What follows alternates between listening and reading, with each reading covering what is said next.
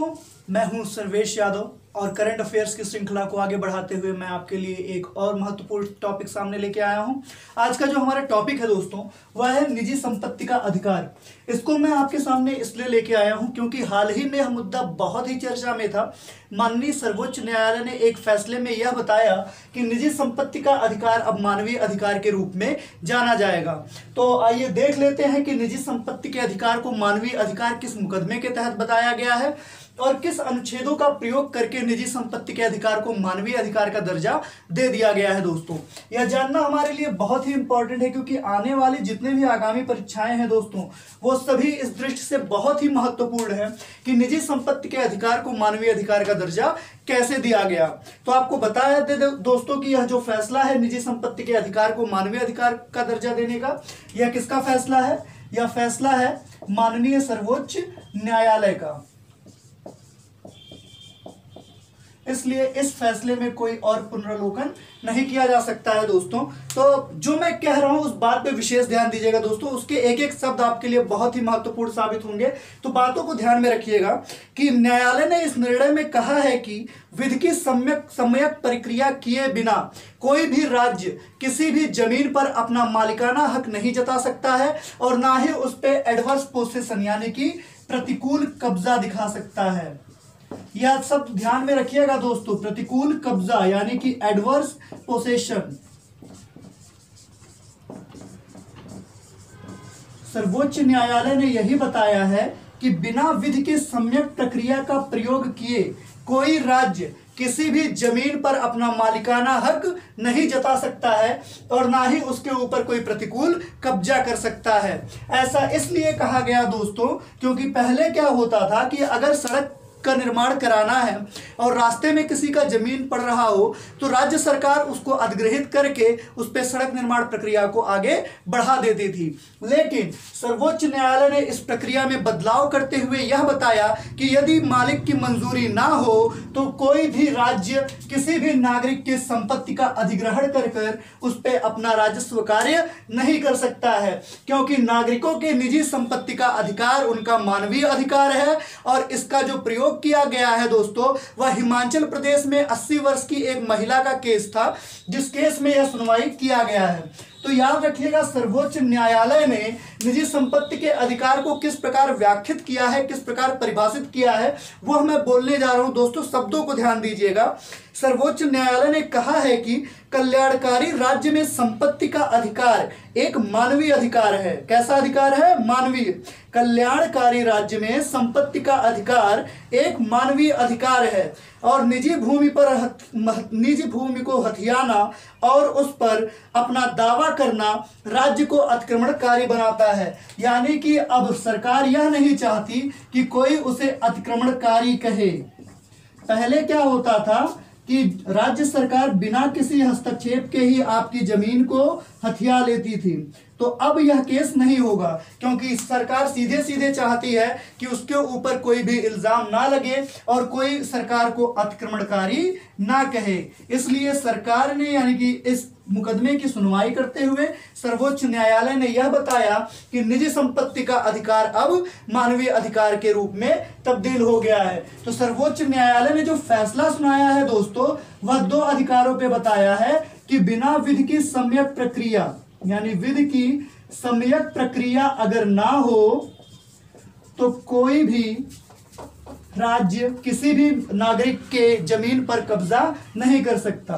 तो ध्यान दीजिएगा दोस्तों, यह टर्म याद रखिएगा क्योंकि एग्जामिनेशन में सीधे सीधे यही टर्म्स पूछे जाएंगे कि किस प्रक्रिया के अपूर्ण होने पर कोई भी राज्य किसी भी नागरिक की जमीन को नहीं हथिया सकता। तो विधि की सम्यक प्रक्रिया पूरा करे बिना कोई भी राज्य किसी भी नागरिक की जमीन पर कोई हस्तक्षेप नहीं करेगा और ना ही उसके ऊपर प्रतिकूल कब्जा यानी कि एडवर्स पोसेशन का दावा कर सकता है। दोस्तों, अभी मैं आपको यह भी बताऊंगा कि एडवर्स पोसेशन क्या है क्योंकि यह शब्द बहुत ही ज्यादा चर्चा में रह चुका है दोस्तों। तो आइए आगे बढ़ते हैं कि जो उच्चतम न्यायालय माननीय सर्वोच्च न्यायालय ने जो यह फैसला सुनाया है वह किस विवाद को सुनाया है। बात है वर्ष 1967 की। हिमाचल प्रदेश सरकार ने एक वृद्ध महिला के जमीन को सड़क निर्माण करने के लिए जबरन वसूल लिया था यानी कि जबरन हथिया लिया था। कहाँ का मामला है दोस्तों?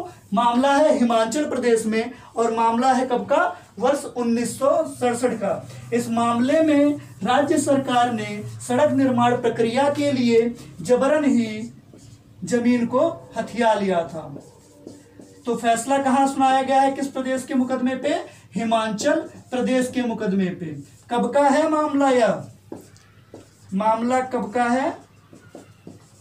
तो वर्ष 1967। यदि आपको वर्ष 1967 याद हो तो दोस्तों आपको याद होगा कि पहले संपत्ति के अधिकार को अनुच्छेद 21 का दर्जा प्राप्त था, और आर्टिकल 31 में यह बताया गया था कि संपत्ति का अधिकार एक मौलिक अधिकार है। बस इसी दावे को रूपांतरित करके एक नई परिभाषा में व्याप्त कर दिया गया है, और बताया गया है कि अनुच्छेद 31 में वर्णित संपत्ति का अधिकार एक मौलिक अधिकार न होकर अब निजी संपत्ति का अधिकार एक मानवीय अधिकार होगा। आपको याद होगा दोस्तों, जब 44वां संविधान संशोधन हुआ था, यानी कि वर्ष 1978 में, तो आपको बताया गया था कि जो संपत्ति का अधिकार है वह कैसा अधिकार है? एक विधिक अधिकार है।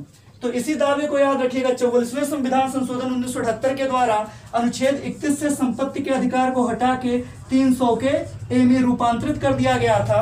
अब इसी पर सर्वोच्च न्यायालय ने अनुच्छेद 136 यानी कि विशेषाधिकार क्षेत्राधिकार की शक्ति का प्रयोग करते हुए और आर्टिकल 142 एक का प्रयोग करते हुए निजी संपत्ति के अधिकार को मानवीय अधिकार का दर्जा दे दिया है दोस्तों। तो आपसे यहाँ पे प्रश्न जो पूछ सकता है कि किस अनुच्छेद में संपत्ति के अधिकार को मौलिक अधिकार का दर्जा दिया गया था? तो आर्टिकल 31। मामला किस प्रदेश का था? हिमाचल प्रदेश का।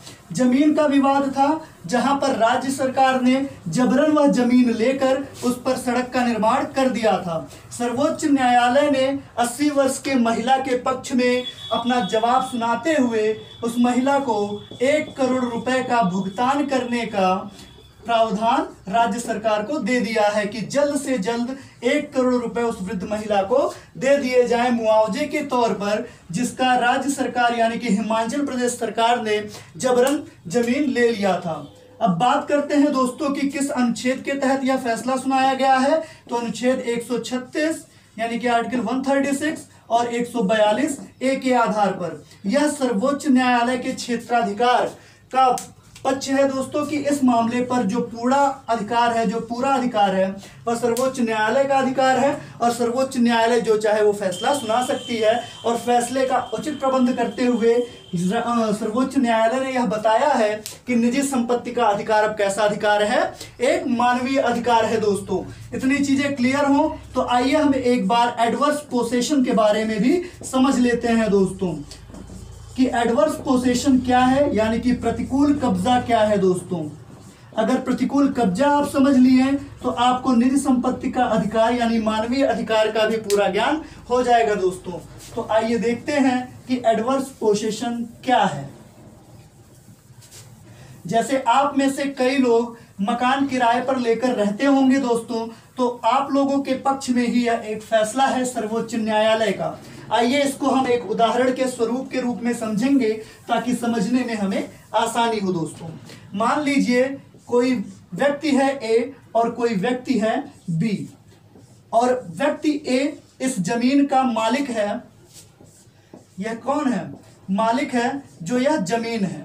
जमीन कितनी भी हो कोई फर्क नहीं पड़ता। मान लेते हैं कि कोई व्यक्ति बी है जिसने ए के मकान को या ए के जमीन को किराए पर लिया हुआ है दोस्तों, और किराए पर लेकर वह रहते हुए 12 वर्षों तक लगातार रहता है। वह सभी प्रकार की क्राइटेरिया को पूरा करता है, बिजली बिल देता है और मकान का किराया देता है। यदि वह 12 वर्षों तक लगातार उसी मकान में रह रहा हो और इन 12 वर्षों में मालिक के द्वारा इस जमीन पर या इस मकान पर कोई मालिकाना हक नहीं जताया गया या 12 वर्षों के भीतर जमीन को खाली नहीं कराया गया, तो 12 वर्ष के बाद यह जो जमीन है वह किराए पर रहने वाले व्यक्ति को दे दी जाएगी कानूनी रूप से। यानी कि 12 वर्षों के बाद इस जमीन का जो पूरा मालिकाना हक है वह किराए पर रह रहे व्यक्ति को चला जाएगा दोस्तों। इसी पक्ष की सुनवाई करते हुए सर्वोच्च न्यायालय ने यह बताया है कि यदि 12 वर्ष के भीतर कोई मालिक अपने मकान या जमीन के लिए अपना दावा नहीं करता है तो वह मकान या जमीन उस किराए पर रहने वाले व्यक्ति के रूप में तब्दील हो जाएगा। यानी कि उसका पूरा मालिकाना हक कानूनी रूप से उस किराएदार को मिल जाएगा। और इसी को बोलते हैं दोस्तों प्रतिकूल कब्जा। यानी कि एडवर्स पोसेशन क्या है? 12 वर्ष के भीतर मकान किराए पर लेकर रह रहे हो और मकान मालिक के द्वारा कोई भी मालिकाना हक ना जताया गया हो उस मकान पर, तो वह मकान किराएदार को नामित कर दिया जाएगा या वह जमीन किराएदार को मिल जाएगी। यह 12 वर्षों से किसी अन्य व्यक्ति का कब्जा उस जमीन पे रह रहा हो, मालिक के द्वारा कोई हस्तक्षेप ना किया गया हो, तो ऐसे कब्जे को ही हम प्रतिकूल कब्जे के रूप में जानते हैं दोस्तों। इस बात को ध्यान रखिएगा कि जो निजी संपत्ति का अधिकार है उसको मानवीय अधिकार का दर्जा दे दिया गया है। सर्वोच्च न्यायालय ने अनुच्छेद 136 और अनुच्छेद 142(1) का प्रयोग करते हुए यह फैसला सुनाया है, जिसमें 80 वर्षीय महिला को 1 करोड़ मुआवजे के रूप में देने की घोषणा कर दी गई है। और यह मामला हिमाचल प्रदेश का था जिसमें इतना बड़ा फैसला सुनाया गया है कि अब निजी संपत्ति का अधिकार एक मानवीय अधिकार होगा दोस्तों। तो अगर इतनी चीजें क्लियर हों और आपको लग रहा हो कि पढ़ने में बहुत ही मजा आ रहा है दोस्तों, तो मेरी वीडियोस को अधिक से अधिक शेयर करें और हमारे साथ अधिक से अधिक लोगों को जोड़ने का प्रयास करें दोस्तों। आपका बहुत बहुत धन्यवाद।